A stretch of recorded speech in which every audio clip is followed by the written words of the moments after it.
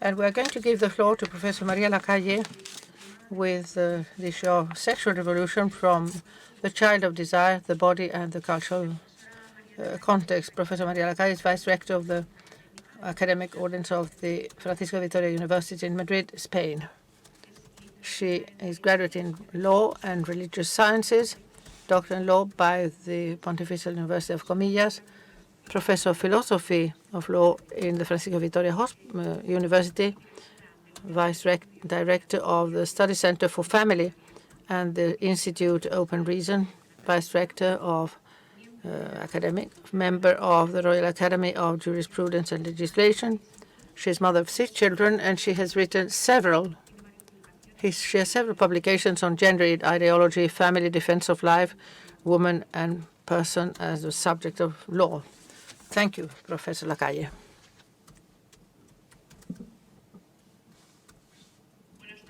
Good afternoon.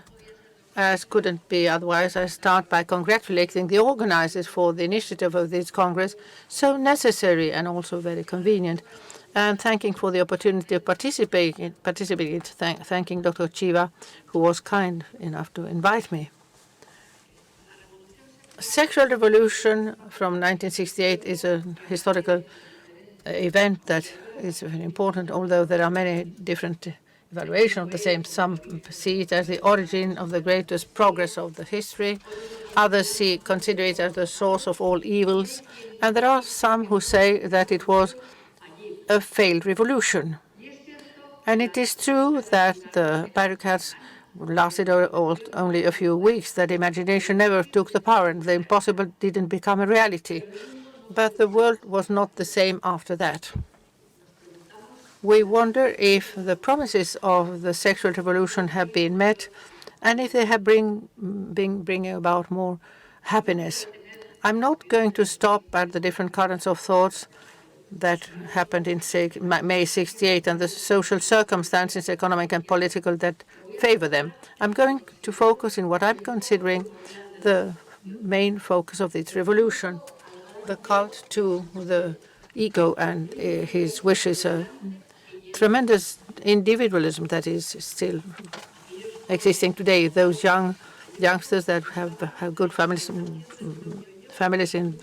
1968, they looked for the illimited individual freedom. They defended the release and liberation of any tradition or authority of religion and even of nature itself. For those, the fullness was in being faithful to oneself and to our own thoughts. They claimed the desire in all its form, and they rejected all the taboos, especially in sexual morale. They wanted to dream and enjoy without any barriers. As Janet Smith says, the promise of free sex without limits, without exceptions, without consequences. Certainly it has been, and it is, the strongest temptation of that mankind has ever known. And it wouldn't have been possible without the contraceptive pill that became legal in 1967 in France. The body was understood and is understood as something that the subject is using without giving it any personal significance or meaning, as an object to use in accordance with your own wishes, something to deconstruct in order to reinvent later on again. And of course, if we are not a body, the marriage has no meaning.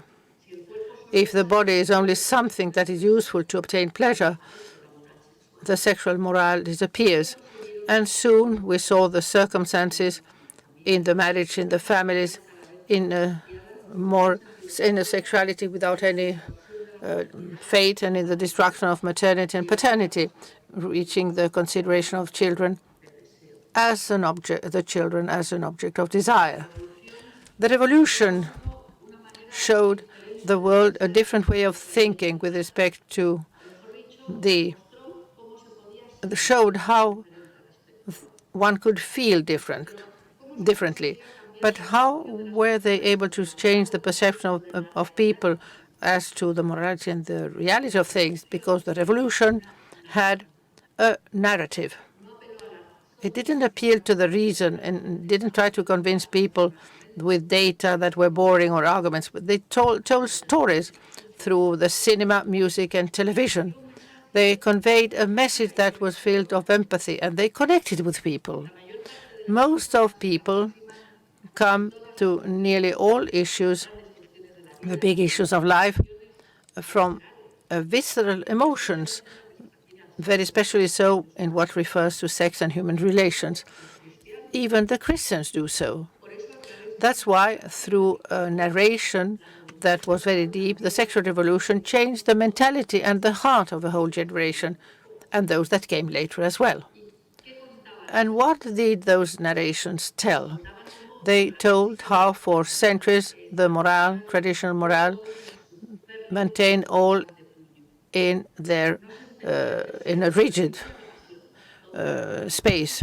Everything was fanaticism, cold and hard. Enough change has come.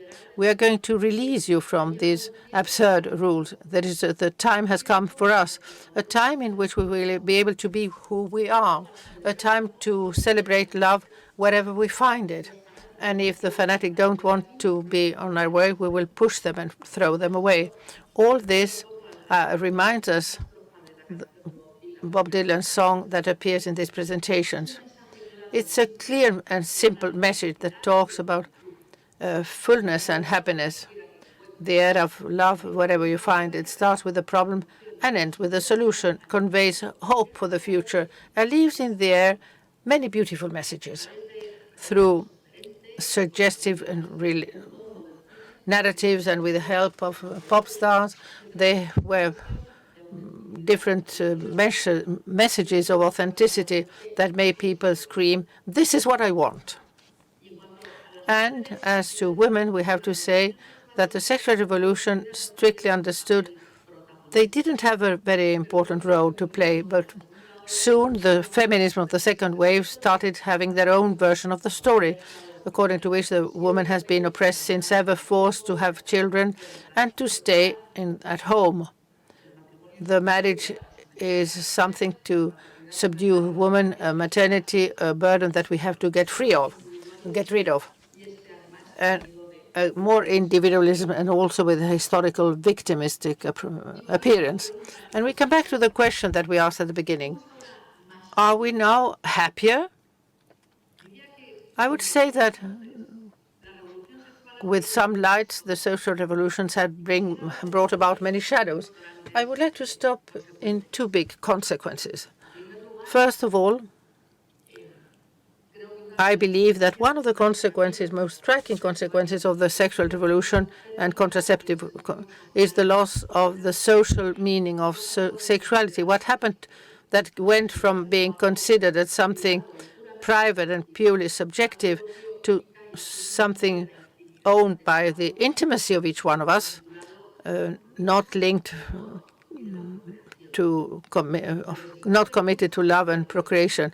It's also not linked any longer to biology. It's reduced to leaving to the freedom of the subject any significance to his own sexuality and the relations that she may establish. Each one can self-construct himself freely without any conditions and from a total liberty, freedom from the others and your own body. The logical consequence of all this is the break of the basic pillars, the destruction of the basic pillars of the family life, the sexual reference, marriage and family. When we do away with our nature and of nature of life, the only thing that happens that is left is a narcissistic search for infinite pleasure, and it's the same with whom and what. Man and woman, as they don't understand themselves nor their relations, undertakes a sort of rivalry, and their relations are out of place. The marriage and the family are in a crisis, and persons arise, and this brings about the existence of societies made by individuals more and more without roots. The problem is enormous. As Fabrice says, we are now already, he doesn't talk about individualism, but as soon as the individual wants to be building himself alone, he just is uprooted from his own society, and he's reduced to be a whole set of loose pieces. And talking about loneliness, we don't have to talk only about the old elderly people that goes towards elderly age without any family support, something that, by the way, is more and more frequent. We have to also think about the suffering and the lack of protection that divorce creates, the absence of the father, the increase of monoparental homes and monopersonal homes as well, that phenomenon, the singleness that makes of the singleness or being alone their life project, and the affective wounds that make suffer so many people that don't feel loved, and as a consequence are unable to love themselves. And these loneliness and this uprootedness lead to a loss of the meaning of morality. Rotem does explain that very well in one of his books. And he explains how the person without roots is abandoning the moral subjective laws, is denies to accept any narrative that is binding him from the religious or cultural point of view that is not derived from his own will, rejects the memory of the past as being irrelevant, is distant from the community or any other social obligation. And this is so because man, separated from the true friendship and the relation with others, is losing the reference to a fullness ideal. As José Granados explained, it's always linked to the experience with the communion that he has lost. We could think that there have always been people who have rejected the moral laws and have lived in a different way. But what has happened in recent times is that denying the nature and the individualism are imposed on the public powers. We see that now as well with the laws that have been approved and also with the laws from the national courts and international courts. A weakening of the natural bonds is created and neglecting the truth, generating a released and self-sufficient individual that feels his master of his own life, only subject to the positive law that occupies the place of morality. But that individual who has been released and who is self-sufficient becomes very easily into an alienated and lonely person who looks for some protection anywhere and is under the protection of the state.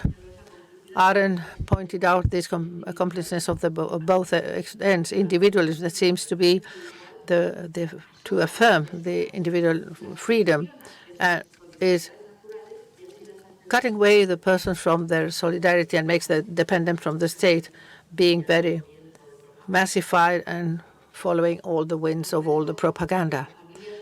The family has always been one of the main goals of all the revolutionary ideologies, because the best strategy to have power on the individual is to leave him alone at the mercy of all these other currents, without any family, any support. There is nothing better for despotism that have unprotected people facing the crushing totalitarian ideologies. As Dr. Hansen said in his book, if we give a wide sexual freedom to the citizen, he will be subject, without realizing it, to the political power much more easily. The second consequence that I would like to point out is the distortion of maternity and fatherhood as well. Maternity has always been considered as something beautiful and fantastic. Now, for the first time in history, there are many women who reject maternity as something that is degrading. And Simone de Beauvoir said that last century, something that prevents their own personal fulfillment. That's why they consider indispensable to reach a position of equality that the woman controls totally and absolutely her fertility and has the power of deciding how many children she wants to have, with whom, and at what point in time. That's how the legalization of the pill has been obtained, and also the consideration of abortion as a right, so that the mere will of the mother is depriving from the life her son. That is only meaningful if that son is only meaningful if he's desired. And that's terrible. And the father has been left aside without any possibility of decision making. Some women thought that they were going to be free like that, owning their own life. But although the flag of the so-called sexual rights and reproductive rights has been shown as a necessary means for the liberation of women, what is true is that the result has been different. When the child's birth is an option for the woman, the marriage and the fatherhood have also become an option for the father. In this new post-pill order, pregnancy is responsibility of the woman. And if this fails, this is not a problem of the father that has the possibility of going away or suggesting or forcing the woman to have an abortion. That means that the contraception and abortion have been used very frequently to generate a great sexual irresponsibility in men and loneliness in women facing these unforeseen pregnancies. And the consideration of the child as a right has also another dimension. The mother can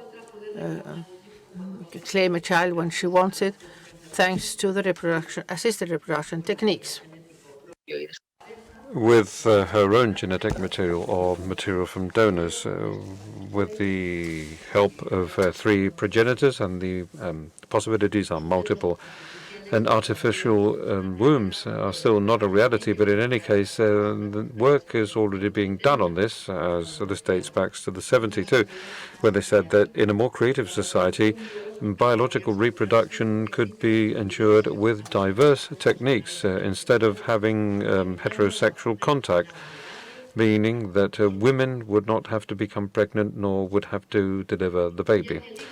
And as the offspring is the object of the desire of somebody, it has to be a suitable child, which is possible thanks to biotechnology. And some people even believe that this is not only a right, but it's also an obligation of the parents to have a healthy child, but the best possible child. And this is what they call procreative charity. That was devised at the University of Oxford by Ceausescu. But we have not yet reached the chain production of children, but we know that embryonary selection is a reality. And we also know that prenatal diagnosis is also used practically exclusively to have an abortion should there be any kind of flaw. So we have gone from sex without reproduction to reproduction without sex. And, well, now people are talking about obtaining sexual pleasure without any sex through virtual mechanisms of sexual excitation that would allow you to enjoy sex on your own and without a partner. So that's the last stage of radical individualism. So the revolution promised freedom. That is, that we do away with absurd links and old-fashioned taboos. It promised a better and more sexuality or more sex. It promised happiness too. However, we don't seem to be happier than we were then. And in many regards, we can say that this was, it fooled everybody. And we could even talk about the victims of the sexual revolution. In other words, the people that feel a big emptiness, a big gap, because of the fact that they are alone and they have a sexuality with no personal meaning, which is terribly unsatisfactory. The ideas of the revolution as be yourself and find your own self and have more and better sex. I think that this is like worshipping a fake idol, and we know that idols want more and more, but they give less and less until you end up with nothing. But not everything is bad news as regards the sexual revolution. And as in practically any movement or ideology, we can find some seeds of truth. Because we do have some freedoms and some opportunities, that's true. But above all, we have been thinking very carefully about those things in which we believe. And we must recognize that in the past, the Christian take on sex was somewhat poor. And frequently, the church offered a negative vision of sexuality to the rest of the world. And the church didn't know how to interpret sexual desire and just pointed out what was not correct and forgot about the beautiful and good things. And this was even worse in the Protestant area. So this is why you can understand that these youngsters of 1968 rejected this approach to sexuality and look for something better. And we cannot change the past. We cannot go backwards either. And we cannot build a new beginning. But we certainly can start to work to achieve a new end, a new goal. And we've learned many things since then. And I think that, well, we have to remember St. John Paul II and his wonderful contribution through the theology of the body. And now we can offer the world a completely human approach, something that is very exciting about the identity of men and women, of sexuality and of human love. We have to tell our own stories, a story that is full of hope and optimism and full of inspiration and passion. A story that is told with words, but also with our lives. In other words, real lives and real families and communities. Because as Karl Popper said, nobody can be convinced through arguments if you haven't reached a conviction through arguments. And if we want to reach out to these people, to these emotional people whose decision-making processes are based on feelings and emotions, and on whatever they can obtain from their action, we then should listen and we should try to understand and discover the main concerns and wishes that can be found in their most intimate desires and tell them the story much better by proving to them that our proposal is more humane and it makes us happier. Thank you very much.